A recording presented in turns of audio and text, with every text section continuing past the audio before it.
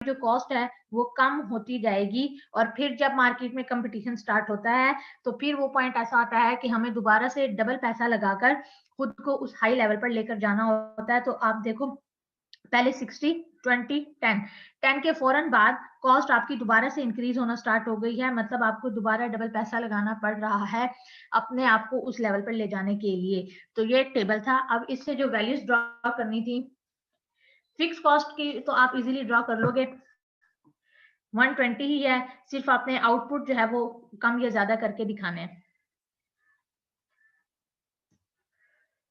ये आपके पास fix cost है।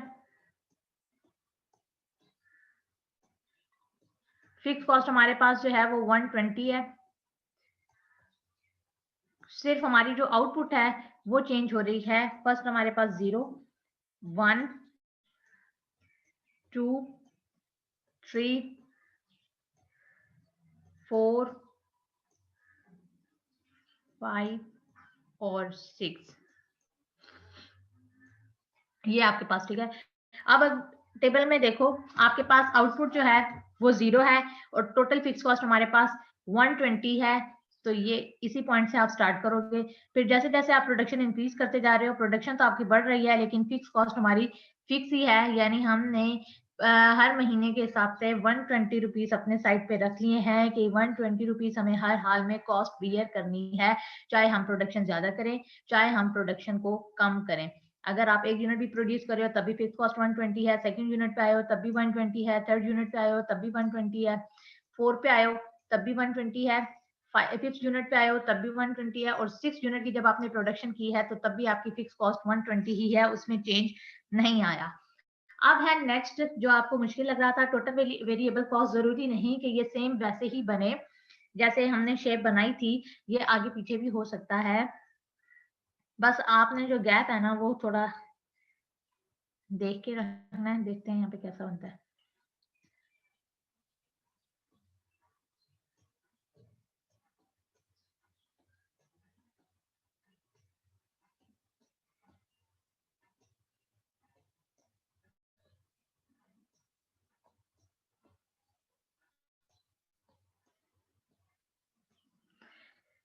अब आप देखो फर्स्ट वैल्यू हमारे पास 0 है, टोटल वेरिएबल कॉस्ट का कॉलम आप देखो फर्स्ट वैल्यू 0 है, उसके बाद है हमारे पास 60।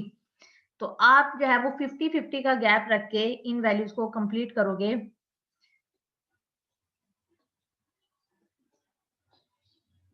या तो आप सीक्वेंस से काउंटिंग ले चलो, 50 से स्टार्ट करो और 2 10 तक आप सीक्वेंस में जब वो काउंटिंग ले जाओ।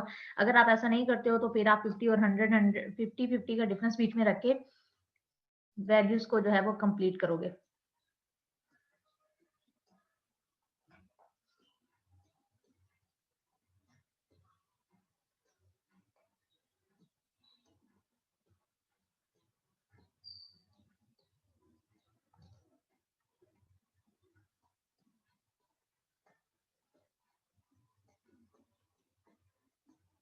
ये आपके पास वेरिएबल कॉस्ट की वैल्यूज है। अब हमारे पास फर्स्ट यूनिट हमारे पास 0 है और 0 पर हमारी प्रोडक्शन की टोटल वेरिएबल कॉस्ट कितनी है, वो भी 0 है, ठीक है। तो ये आपके पास फर्स्ट पॉइंट है, 0 पर टोटल वेरिएबल कॉस्ट भी आपकी 0 है। उसके बाद जब आपने 1 यूनिट की प्रोडक्शन की तो तब आपको वेरिएबल कॉस्ट कितनी हो गई, 60। ये है हमारे पास,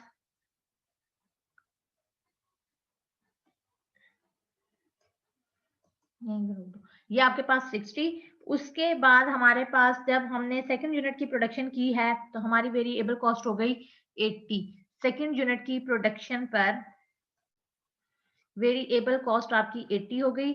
उसके बाद थर्ड यूनिट की जब आपने प्रोडक्शन की तो वेरिएबल कॉस्ट आपकी 90। मैम आप इस तरह कर लेना, फर्स्ट की तो 50 इनके 50 कर लें और सेकंड की तो 100 कर लें। वो फिर स्ट्रेट बनेगा। आपने ये दिखाना है ना कि आप जब प्रोडक्शन करते जा रहे हो तो आहिस्ता आहिस्ता आपकी कॉस्ट कम होती जा रही है। ये तो नहीं बताओगे जैसे जैसे प्रोडक्शन कर रही हो कॉस्ट फिक्स ही है, 50-50 का ही चेंज आ रहा है, ऐसा नहीं। थ्योरी के हिसाब से कि जैसे जैसे आप प्रोडक्शन करोगे एक्सपीरियंस होगा तो कॉस्ट जो है वो पहले से कम होती जाएगी। ये इस तरह से बनेगा, ठीक है। अब यहाँ पे ऐसे ही बनेगा, फिर दुआ करो यूनिवर्सिटी ओपन हो जाए तो फिर ब्लैक वहां पे व्हाइट बोर्ड पे सही बनेगा। मैम जी जी। ये सीधा स्ट्रेट ही जाएगा, ये 60 के साथ मैच नहीं करेंगे आप? नहीं नहीं, ये आप ये तो जस्ट वो ये आप ऐसे मैच करोगे, ठीक, वैसे टेढ़ा नहीं मेढ़ा करोगे। हाँ टेढ़ा मेढ़ा बनेगा ये। अच्छा, 4 यूनिट की प्रोडक्शन पे टोटल वेरिएबल कॉस्ट कितनी हो गई आपकी? 4 यूनिट की प्रोडक्शन पे टोटल वेरिएबल कॉस्ट होगी हमारी 105। फिर हमने 5 यूनिट की प्रोडक्शन की तो हमारी वेरिएबल कॉस्ट हो गई 140। और 6 यूनिट की प्रोडक्शन पे आपकी जो कॉस्ट है वो हो गई 210। तो ये इस तरह से कुछ बनेगा। ये आपके पास आ गया वेरिएबल कॉस्ट। ठीक है, तो ये आपने शो ही ये करके दिखाना है कि स्टार्टिंग में जब आप प्रोडक्शन करोगे तो कॉस्ट आपको ज्यादा बियर करनी पड़ेगी, लेकिन जब आपको एक्सपीरियंस हो जाता है तो कॉस्ट आपकी कम होती है। लेकिन जब आप ज्यादा से ज्यादा प्रॉफिट गेन कर रहे होते हो, जब आपको कॉस्ट कम बियर करनी पड़ी होती है लेकिन आपको प्रॉफिट जब वो ज्यादा हो रहा होता है, तो फिर दूसरी फर्में मार्केट में एंटर होती हैं, जिसकी वजह से आपका प्रॉफिट डिस्ट्रीब्यूट हो जाता है और फिर दोबारा से आपको उसी तरह से इन्वेस्टमेंट करनी पड़ेगी, पैसा लगाना पड़ेगा अपने बिजनेस को पीक पर ले जाने के लिए। तो ये टोटल वेरिएबल कॉस्ट का कर्व है जो इस तरह से बनेगा टेढ़ा मेढ़ा। ठीक है, उसके बाद टोटल कॉस्ट। टोटल कॉस्ट पे आ जाओ आप। टोटल कॉस्ट सम होती है फिक्स कॉस्ट और वेरिएबल कॉस्ट का। तो फिक्स कॉस्ट हमारी कभी भी जीरो नहीं होती, इस वजह से आपका जो टोटल कॉस्ट का कर्व है वो 0 पॉइंट से स्टार्ट नहीं होगा।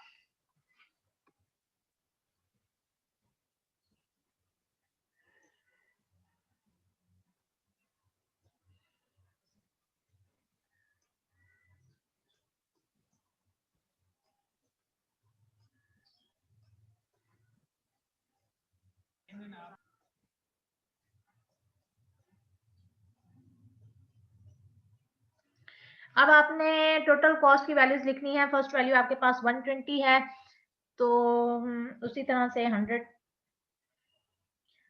से स्टार्ट कर लेते हैं।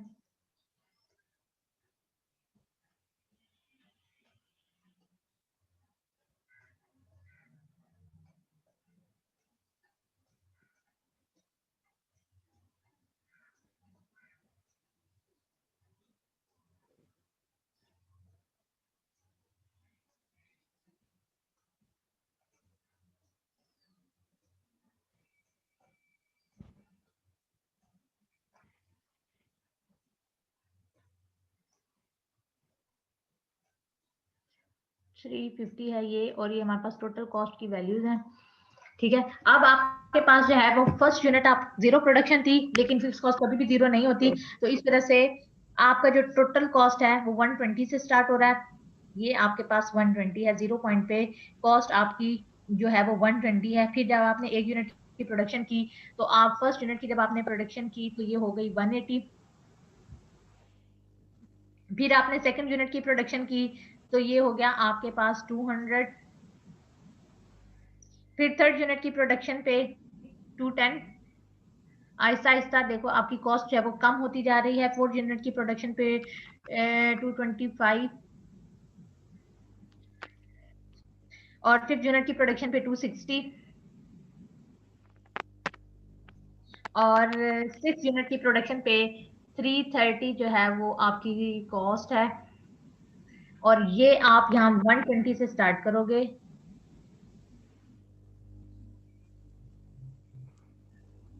ये इस तरह से आपके पास जो है वो टोटल कॉस्ट का कर्व आ जाएगा।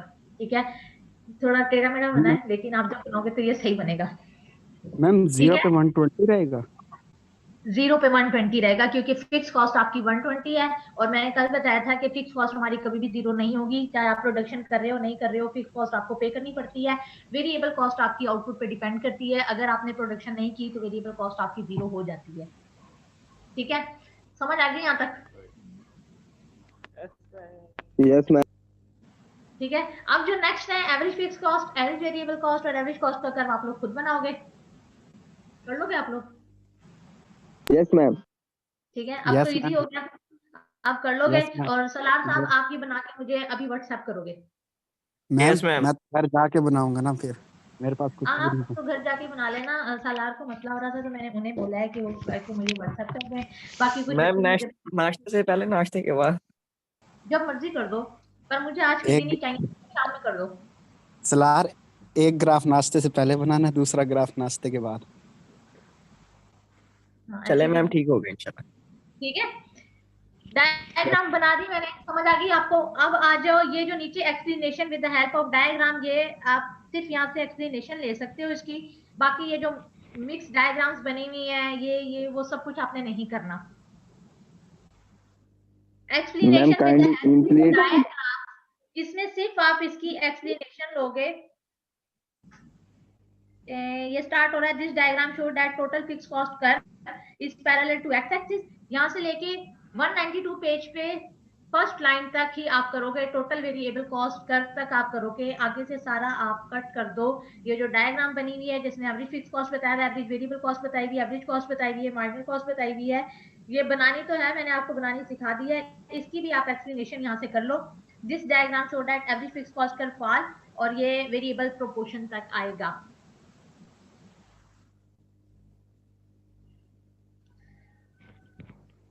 समझ आई है? आपने एक्सप्लेनेशन लेनी है यहाँ मैम से ये टोटल जरूरी है कॉस्ट। एक्सप्लेनेशन करना? हाँ कर देना, या अगर जो आपको समझ आ गई है आप अपने हिसाब से कर दो। मैम समझ नहीं आई है, आप क्या करें? एक्सप्लेनेशन क्या मतलब, यानी कि एक्सप्लेनेशन रिलेशन? डायग्राम, डायग्राम को थोड़ा सा एक्सप्लेन भी करना होता है, तो ये वो एक्सप्लेनेशन दी हुई है। अगर आपने यहाँ से एक्सप्लेनेशन करनी है तो आप यहाँ से करो, वरना जो मैंने आपको बताया है और आपको समझ आई है, आप उस हिसाब से एक्सप्लेनेशन कर लो, अब जैसे आपको इजी लगे। अच्छा मैम, यानी कि वही बताना है कि हमारी जो से फिक्स कॉस्ट है वो कभी भी जीरो नहीं होगी, वेरिएबल कॉस्ट भी जीरो हाँ, है, ये बताने है। जी जी ऐसे ही। ठीक है। ठीक है, तो ये जो डायग्राम्स बनी हुई है, ये बेशक आप ना बनाओ, मैंने आपको सिंपल डायग्राम्स बनाना बता दी थी कि वेरिएबल एवरेज वेरिएबल कॉस्ट कैसे बनेगा, एवरेज कॉस्ट का कर्व कैसे बनता है, और एवरेज फिक्स कॉस्ट का कर्व कैसे बनता है, और माइनर कॉस्ट का कर्व कैसे बनता है। सिंपल जो डायग्राम्स हैं वो मैंने आपको बनाना बताई थी, याद है? याद होनी चाहिए, याद है बच्चों? नहीं याद? क्या चीज मैम? क्या चीज मैम? आपको मैंने सिंपल एवरेज फिक्स कॉस्ट का कर्व बनाना बताया था, एवरेज वेरिएबल कॉस्ट और एवरेज कॉस्ट और माइनर कॉस्ट का कर्व बताया था, यस। याद है ना? बस सही है, तो उन्हें आप जी कर मैम। लेना, यहाँ से मत करो। ठीक है, उसके बाद आपका एक लास्ट टॉपिक है, 194 पेज है, derivation of long run average cost curve. Ma'am उससे पहले इम्प्लीट और एक्सप्लिट कॉस्ट बता दें, ये भूल गई है मुझे। कौन सी कॉस्ट बता दूं? इम्प्लीट और एक्सप्लिट। अच्छा, एक्सप्लिसिट कॉस्ट होती है जिसमें आप किसी दूसरे की सर्विसेज को यूज करके अपने बिजनेस को इनहेंस करते हो, बढ़ाते हो, प्रोडक्शन करते हो। ठीक है, किसी दूसरे की सर्विसेज आपने ली है, आपकी अपनी कोई एबिलिटी उसमें यूज नहीं हो रही। ठीक है, और इम्प्लिसिट कॉस्ट ये होती है कि आप अपनी कोई एबिलिटी अपने बिजनेस में यूज करते हो ताकि आप जब ज्यादा से ज्यादा प्रोडक्शन कर सको। जैसे आपकी बिल्डिंग थी जो फ्री पड़ी थी, आपने अपनी उसी बिल्डिंग में अपना काम स्टार्ट कर दिया, तो जो बिल्डिंग का रेंट आपने किसी दूसरे को पे करना था, अब आप वो पे नहीं करोगे, ये इम्प्लिसिट कॉस्ट है। या अगर आप बिजनेस को अच्छे तरीके से जानते हो तो अकाउंट का या मैनेजमेंट की जो भी पोस्ट होगी वो आप खुद संभालोगे, उसके लिए आप जो है वो स्टाफ नहीं रखोगे, तो जो पेमेंट आपने उनको करनी थी, सैलरी उनको देनी थी, वो सैलरी आपकी बच जाएगी। ये इम्प्लिसिट कॉस्ट है। क्लियर हो गया?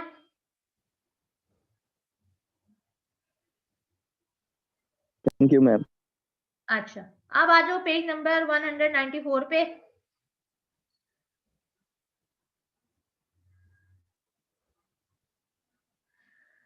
मैम सिर्फ एक क्वेश्चन मेरा था। जी जी बोलो। मैम ये जो हमने शेड्यूल के अंदर जो हमने टेबल और ये सारा ग्राफ्स हमने किए हैं, ये क्वेश्चन की स्टेटमेंट क्या होगी जिसके अंदर हमें ये सारा सॉल्व करना पड़ेगा? अच्छा मैं बता देती हूँ। अगर मैं आपसे क्वेश्चन करती हूँ कि आप शॉर्ट रन कॉस्ट कर्व को एक्सप्लेन करो, ठीक है, सिर्फ शॉर्ट रन कॉस्ट कर्व्स आपने एक्सप्लेन करने हैं, तो आप उसमें टेबल नहीं बनाओगे, आप जस्ट टोटल फिक्स कॉस्ट की डेफिनेशन लिखोगे और उसके जो सिंपल मैंने आपको डायग्राम बनाना सिखाई आप वो बनाओगे। ठीक है, उसके बाद इसी तरह से टोटल वेरिएबल कॉस्ट की डेफिनेशन लिख के उसकी डायग्राम बना दोगे, टोटल कॉस्ट की डेफिनेशन लिख के डायग्राम बना दोगे, एवरेज की भी इसी तरह करोगे, average fix cost, average variable cost, average total cost और मार्जिनल कॉस्ट, इन सब की आपने डेफिनेशन लिखनी है।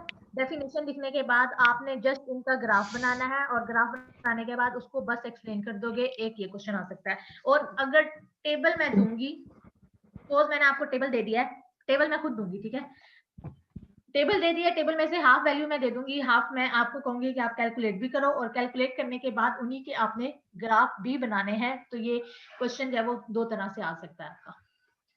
क्लियर हो गया? यस मैम जो मैम। तो आपने मैम फर्स्ट वाला क्वेश्चन जी जी, जो आपने फर्स्ट वाला क्वेश्चन बताया उसमें ग्राफ बनाना है तो उसके लिए भी वैल्यू चाहिए होगी ना हमें ग्राफ नहीं बनाने के नहीं, लिए। सिंपल आपने वैल्यू से ग्राफ नहीं बनाना, आपने सिंपल जैसे मैंने आपको बनाना सिखाया है ना, आपने वो बनाना है।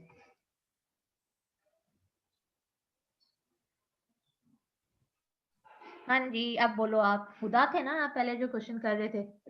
यस मैम, मैंने बस ये पूछना था कि अगर आपने फर्स्ट का ये टेबल वाला क्वेश्चन दिया तो आप उसके अंदर फिक्स्ड कॉस्ट और वेरिएबल कॉस्ट और क्वांटिटी देंगी, बाकी आगे हमें वैल्यूज खुद निकालनी हाँ पड़ेंगी। जी, वो आपको खुद निकालनी पड़ेगी। जी बिल्कुल ऐसे ही है। वो फिर मैं आपको बता दूंगी कि आपने वैल्यूज फाइंड किस किस की करनी है, कि पूरा टेबल तो नहीं दूंगी। जैसे मैं आपको कह दूं आप एवरेज वेरिएबल कॉस्ट निकाल दो इसमें से और मार्जिनल कॉस्ट की वैल्यूज फाइंड कर दो बस, और फिर इन्हीं के आपने ग्राफ भी बनाने हैं और इन्हीं को एक्सप्लेन कर देना है बस। इस तरह से भी ये क्वेश्चन आ सकता है।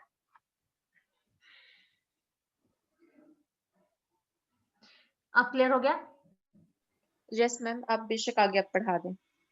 चल 194 पेज पे शॉर्ट टाइम पीरियड में आपने पढ़ा fix cost. Short time period के जो कर्व होते हैं वो हमारे पास फिक्स कॉस्ट है, वेरिएबल कॉस्ट है, टोटल कॉस्ट है, एवरेज फिक्स कॉस्ट है, एवरेज वेरिएबल कॉस्ट है और एवरेज टोटल कॉस्ट का कर्व। और उसके बाद हमने मार्जिनल कॉस्ट, 7 कर्व हमने शॉर्ट टाइम पीरियड में पढ़े। लॉन्ग टाइम पीरियड में कॉस्ट में सिर्फ हमारे पास 2 कर्व होते हैं, long run average cost curve और long run marginal cost curve. बस लॉन्ग टाइम पीरियड में हमारे पास जो कॉस्ट कर्व होते हैं वो सिर्फ 2 होते हैं, ठीक है। उसमें हमारे पास लॉन्ग रन एवरेज कॉस्ट आ जाएगा या लॉन्ग रन आप टोटल एवरेज कॉस्ट कर लो, और उसके अलावा हमारे पास सिर्फ मार्जिनल कॉस्ट का कर्व होता है। इसके अलावा fix cost, variable cost, total cost, total fix cost, ये एवरेज टोटल कॉस्ट, ये हमारे पास नहीं होंगे। लॉन्ग टाइम पीरियड में जो कॉस्ट हम बियर करते हैं वो कॉस्ट सिर्फ लॉन्ग रन एवरेज कॉस्ट होती है और उसके साथ हमारे पास मार्जिनल कॉस्ट होती है। उसी पे हम डिसाइड करते हैं कि हमें जो है वो प्रॉफिट हो रहा है या हम लॉस में जा रहे हैं, ठीक है। और लॉन्ग टाइम पीरियड में जो एवरेज कॉस्ट का कर्व हम करेंगे उसे हम इनवेलप कर्व भी बोलते हैं और प्लानिंग कर्व भी बोलते हैं। लॉन्ग टाइम पीरियड में जो एवरेज कॉस्ट का कर्व है उसे इनवेलप कर्व भी बोलते हैं और प्लानिंग कर्व भी बोलते हैं। अब प्लानिंग से ही आपको समझ आ जाएगा टाइम पीरियड लॉन्ग है, तो लॉन्ग टाइम पीरियड में अगर आप अपने बिजनेस पे इन्वेस्ट करोगे तो प्रॉपर प्लानिंग के साथ इन्वेस्ट करोगे, क्योंकि टाइम पीरियड लॉन्ग है। लंबे अरसे तक जो है वो प्राइसेस इंक्रीज हुई है, प्रॉफिट जब आप एक लंबे अरसे तक गेन कर सकते हो तो उसके लिए आप प्रॉपर प्लानिंग के साथ बिजनेस जो है अपना स्टार्ट करोगे, तो इसे इस वजह से प्लानिंग कर भी बोलते हैं, ठीक है। अब ये नीचे डेफिनेशन दी हुई है लॉन्ग रन कॉस्ट। पहले तो लॉन्ग टाइम पीरियड मैंने आपको बताया था, लॉन्ग रन पीरियड कौन सा होता है जिसमें आप लेबर और कैपिटल दोनों को वेरिएबल लेते हो। लेबर भी चेंज कर सकते हो, कैपिटल भी चेंज कर सकते हो, ये आप पर है कि आपके लिए ज्यादा एक्सपेंसिव या चीप कौन सा है, कौन सा आपके लिए ज्यादा बेस्ट है। कैपिटल को यूज करके आप प्रोडक्शन इंक्रीज कर सकते हो या लेबर को इंक्रीज करके आप प्रोडक्शन इंक्रीज कर सकते हो, तो ये आपने डिसाइड करना है। उसके बाद इसमें long run is the period, long run is the period in which all the costs are variable and there is no fixed cost. long run वो पीरियड होता है जहां पर हमारी जितनी भी कॉस्ट होगी वो वेरिएबल होगी। वेरिएबल का मतलब हमारी प्रोडक्शन के चेंज होने से वो कॉस्ट चेंज होगी। फिक्स कॉस्ट है वो लॉन्ग टाइम पीरियड में इंक्लूड नहीं होती, क्योंकि लॉन्ग टाइम पीरियड में हमारी प्रोडक्शन जो वो फिक्स नहीं रहती, हम कभी प्रोडक्शन ज्यादा कर रहे होते हैं, कभी प्रोडक्शन कम कर रहे होते हैं। ये इकोनॉमी की सिचुएशन पे डिपेंड करता है कि मुल्क में हालात किस तरह के चल रहे हैं। अगर मुल्क में हालात जो है वो बेस्ट चल रहे हैं, हर चीज बेस्ट हो रही है, ठीक है, और गवर्नमेंट की तरफ से आपको टैक्सेस की छूट मिली हुई है, तो जाहिर सी बात है आप प्रोडक्शन ज्यादा करोगे। जब प्रोडक्शन ज्यादा करोगे तो कॉस्ट भी ज्यादा बियर करनी पड़ेगी। तो लॉन्ग रन में एक ऐसा पीरियड है जिसमें सारी जो कॉस्ट है वो आपकी वेरिएबल होंगी, उसमें कोई भी फिक्स कॉस्ट इंक्लूड नहीं होती। और इसके नीचे उन्होंने पॉइंट्स बताए हुए हैं, there are only 2 types of cost in the long run, 2 तरह की कॉस्ट होगी लॉन्ग रन में, एक एवरेज कॉस्ट और एक मार्जिनल कॉस्ट, ठीक है। एवरेज कॉस्ट आपको पता है सम होती है फिक्स कॉस्ट और वेरिएबल कॉस्ट का, ठीक है, और उसी का आप एवरेज ले लेते हैं तो आपके पास एवरेज आ जाएगा। और मार्जिनल कॉस्ट आपको पता है चेंज, कि जैसे ही हम अगला यूनिट प्रोड्यूस करेंगे कि हमारी कॉस्ट अब कितनी जो है वो लगी है, कितना पैसा हमारा खर्च हो रहा है। In the long run average variable cost is equal to average cost long time period है, तो इसमें वेरिएबल कॉस्ट और एवरेज कॉस्ट दोनों सेम होंगी, एक ही है। उसके बाद long run cost curve is a planning curve, long run जो के कॉस्ट कर्व है उन्हें हम प्लानिंग कर्व बोलते हैं, क्योंकि प्रॉपर प्लानिंग के साथ आप आते हो। It is a guide to the entrepreneur in his decision to plan the future expansion of his output, ये गाइड करता मैम है कौन सा एक। पेज है? जी जी, पेज नंबर तो बता दें, लॉन्ग रन और 194 derivation of long run average cost कर, पीछे से सारा कुछ आप कट कर दो, वो आपने नहीं करना, ठीक है मैम। ठीक है। ये हम पढ़ रहे हैं। अच्छा, ये एंटरप्रेन्योर को गाइड करता है कि किस तरह से डिसीजन करना है और फ्यूचर के लिए अपने बिजनेस अपनी आउटपुट को किस तरह से आप इंक्रीज कर सकते हो, इस वजह से इसे प्लानिंग कर्व बोलते हैं। और long run average cost curve is drive from the short run cost curve, जो लॉन्ग रन का कॉस्ट कर्व है वो शॉर्ट टाइम पीरियड में जो भी आपका बिजनेस था उससे वो ड्राइव होंगे, उससे बनेंगे, ठीक है। तो ये है हमारे पास long run cost curve. Long run cost curve को हम प्लानिंग कर्व भी बोलते हैं, इसे इन्वेलप कर्व भी बोलते हैं। इन्वेलप इस वजह से कि शॉर्ट टाइम पीरियड में हमारे जितने भी छोटे छोटे बिजनेस हमने स्टार्ट किए हुए होते हैं वो लॉन्ग टाइम पीरियड में हम सारे एक जगह पर उन्हें समराइज कर लेते हैं, मर्ज कर लेते हैं, वो हमारे पास इन्वेलप कर्व बन जाता है और इसे प्लानिंग कर्व भी बोलते हैं, क्योंकि प्रॉपर प्लानिंग के साथ आप बिजनेस जो है वो स्टार्ट करोगे, ठीक है। अब आप बताओ मुझे, मैंने आपको बताया था कि average cost curve short time period का किस शेप में होगा, average cost curve short time period का किस शेप में होगा? हाँ जी, यू शेप में होगा। ये हमारे पास आउटपुट है, ये हमारे पास जो है वो कॉस्ट है। अब average cost curve short time period का जो आपने पढ़ा है वो यू शेप में होता है, यू शेप में कि ये आपके पास ऑप्टिमल लेवल है जहां पर आप ज्यादा से ज्यादा प्रॉफिट गेन करते हो, ये वो लेवल है जहां पर अगर आप अपनी प्रोडक्शन ज्यादा से ज्यादा इंक्रीज करोगे तो आपकी कॉस्ट है वो बहुत ज्यादा कम हो जाती है। ये short run average cost curve है, short run average cost curve है। अब आपने long run average cost curve drive करना है तो वो short run average cost curve की मदद से ही ड्राइव होगा।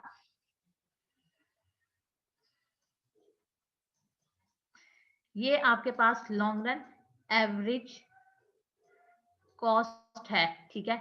आप सपोज आप जब शॉर्ट टाइम पीरियड में थे तो आपके पास 3 प्लांट थे, एक आपके पास स्मॉल प्लांट था, एक मीडियम था और एक लार्ज था, ठीक है। इन तीनों में आपकी प्रोडक्शन हो रही थी शॉर्ट टाइम पीरियड में, ठीक है। एक प्लांट आपके पास स्मॉल, एक लार्ज, एक मीडियम और एक लार्ज था, ठीक है। इन तीनों में आप प्रोडक्शन कर रहे थे शॉर्ट टाइम पीरियड में, ठीक है।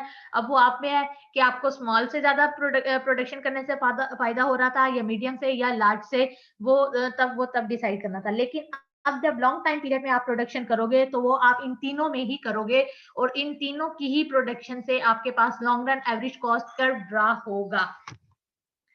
आपके पास 3 शॉर्ट टाइम पीरियड के प्लान थे, एक यू शेप कर्व आपका ये शॉर्ट रन एवरेज कॉस्ट, ठीक है।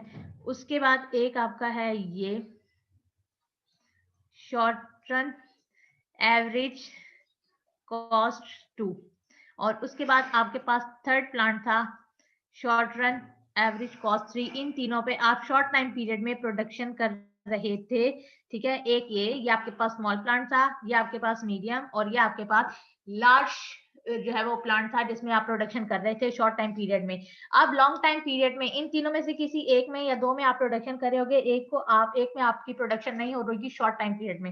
अब आप जब लॉन्ग टाइम पीरियड में आओगे तो लॉन्ग टाइम पीरियड में जब हम प्रोडक्शन करेंगे तो ये आपका एक मिनिमम पॉइंट है। यहाँ पे वैसे ये डायग्राम सही बनेगी नहीं, ये ऐसे टच करता हुआ कुछ इस तरह से जाएगा। एक मिनट, नीचे बनाने की कोशिश करते हैं। Long run average cost curve है, पहले आप लॉन्ग रन का कॉस्ट कर्व ड्रा कर लो। ये हमारे पास long run average cost curve है, ये आपका फर्स्ट प्लांट यहाँ पर short run average cost curve का, ये फर्स्ट प्लांट है जिसमें आप प्रोडक्शन कर रहे थे शॉर्ट टाइम पीरियड पे। ये आपका सेकंड प्लांट जो मीडियम साइज था, ये आपका शॉर्ट रन एवरेज कॉस्ट का सेकंड प्लांट है। अब आपने थर्ड प्लांट में आना है। थर्ड फर्म आपकी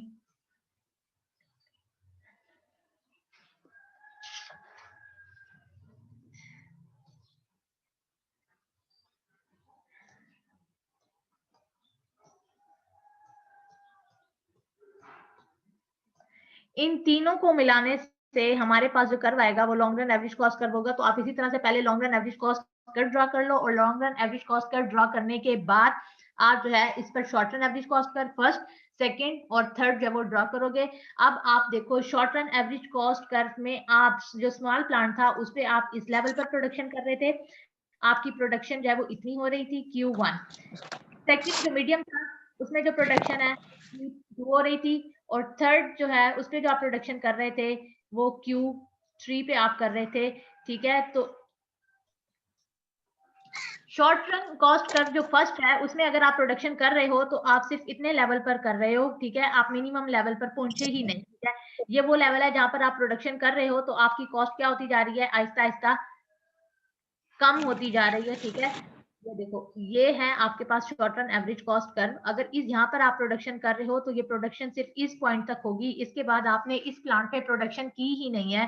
ठीक है, यहाँ पर अगर आप प्रोडक्शन कर रहे हो तो जैसे जैसे आप आउटपुट इंक्रीज करते जा रहे हो कॉस्ट जो है वो पहले से कम होती जा रही है। ये देखो ये फर्स्ट आपकी प्रोडक्शन थी इतनी, इसी प्लांट पर आपने इतनी प्रोडक्शन की और फिर सेकंड टाइम जो आपने प्रोडक्शन की वो आपने प्रोडक्शन थोड़ी सी इंक्रीज की। प्रोडक्शन इंक्रीज करने से कॉस्ट जो है इस प्लांट में पहले से कम हो गई है। ये जो आपका short run average cost curve 1 है, यहाँ पर ये बता रहे हैं कि इस प्लांट में जितनी भी आपने प्रोडक्शन की है, ठीक है, की आपने कम है, आप मिनिमम मैक्सिमम पॉइंट तक पहुंचे। मैक्सिमम पॉइंट इसका ये वाला है, ये इसका मैक्सिमम पॉइंट है। यहाँ पर आने के बाद जो है अगर आप प्रोडक्शन करते तो यहाँ पर आपकी जो इस पॉइंट के बाद अगर आप प्रोडक्शन करते तो कॉस्ट आपकी ज्यादा हो जाती। लेकिन फर्स्ट प्लांट पे जो हमने प्रोडक्शन की है उस प्रोडक्शन में हम जैसे ही प्रोडक्शन करेंगे वैसे वैसे हमारी कॉस्ट कम होती जा रही है इस पॉइंट तक, ये इस पॉइंट तक। ठीक है, फिर हम मीडियम पॉइंट पे आए। मीडियम प्लांट जो हमारा था उस पे जब हमने प्रोडक्शन की, वहां पे प्रोडक्शन जब हमने स्टार्ट की तो हम मिनिमम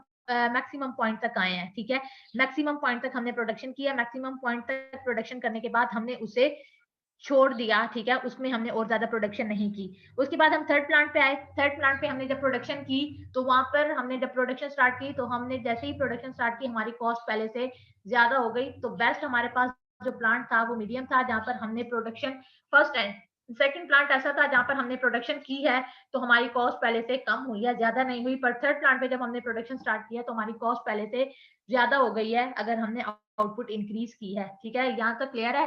क्योंकि टाइम खत्म होने वाला है, जल्दी से बता दो। नहीं मैम। नहीं क्लियर, इसे फिर कल यहीं से स्टार्ट करते हैं। लॉन्ग रन एवरेज कॉस्ट कर से आप फिर भी से एक दफा देख लेना, कल यहीं से मैं स्टार्ट करवाऊंगी दोबारा। ठीक है मैम, जी, इसकी कोई वैल्यूज नहीं है? वैल्यूज से ज्यादा इजी बन जाता है। नहीं इसकी वैल्यूज नहीं है, ये सिंपल आपको शॉर्ट रन के कॉस्ट कर्व से ही ड्रॉ करना पड़ेगा। ये फिर मैं आपको कल फिर यहीं से समझाती हूँ क्योंकि अब टाइम